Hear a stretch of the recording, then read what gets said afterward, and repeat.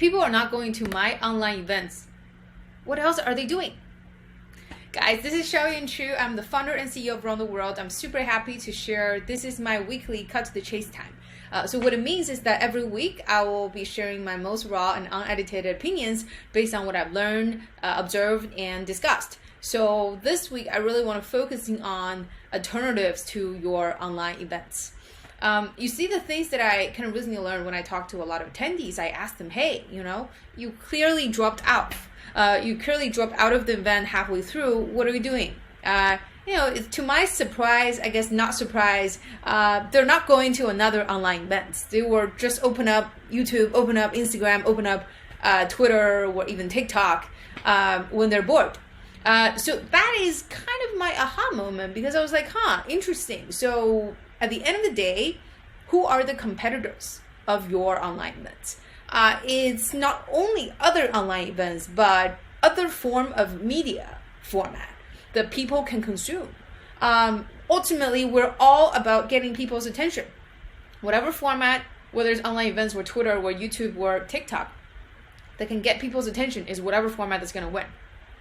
That is my aha moment, because, no wonder people are not going to online events. It's because it's just not interesting enough. Maybe because the bar we set for ourselves as an online events organizer is way too low. It's just about, hey, this is just another Zoom webinar. This is just another talk. But we're not thinking, how can we make our events more interesting, more interactive than TikTok or Instagram? I really never heard people talking about this.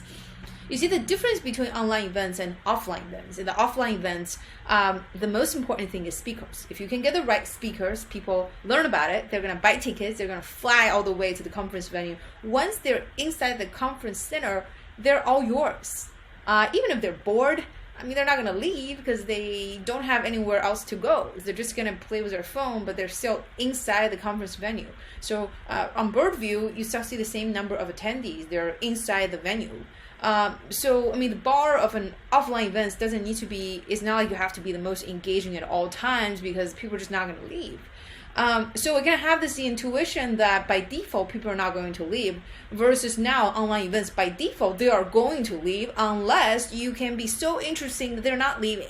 And that is a really important realization, that now all of a sudden we're really became this attention grabbing game on whatever events that can get the most attention. So the bar is much higher. We gotta be more interesting than TikTok or Instagram. So is it possible that we can be more interesting than TikTok or Instagram? I actually think so. I think it's possible. But the trick is not just using the speakers, but also enabling people to socialize with others, interact with others, because when they're doing it, they're gonna give you 100% of their attention, which is something that TikTok or live streaming or Twitch does not support.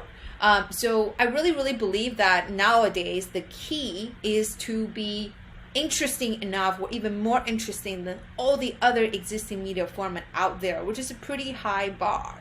And so that's like around the world. Upon this realization, we're going to keep investing in formats that helps people interact with each other easier, and enabling people to really pay all their attention to your events.